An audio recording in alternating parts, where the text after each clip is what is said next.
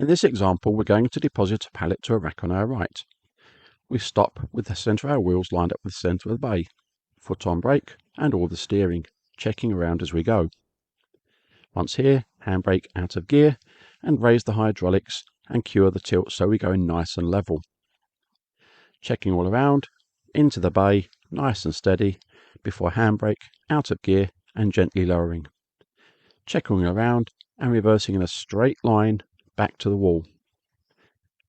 Once there, it's going to be handbrake, out of gear and lower forks to travel position. In this example, something's going to go slightly wrong. Either we stop too soon or we don't take enough steering off. But one way or another, what this means is our truck is now pointing slightly diagonally to the left.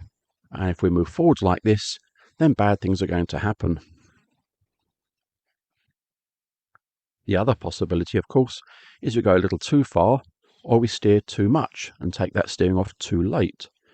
In this case, what's going to happen is we're going to move towards the other pallet in the adjacent bay. And just as before, this is not going to lead to a good outcome. If we're withdrawing a pallet, we need to make sure that we come out nice and level, stopping just before the wall, handbrake out of gear, and lower the forks, putting on sufficient tilt to keep the pallet stable before checking all around, full lock the way we wish to go, keeping it in reverse, have a look around, and off we go to deposit with this wherever it needs to be going.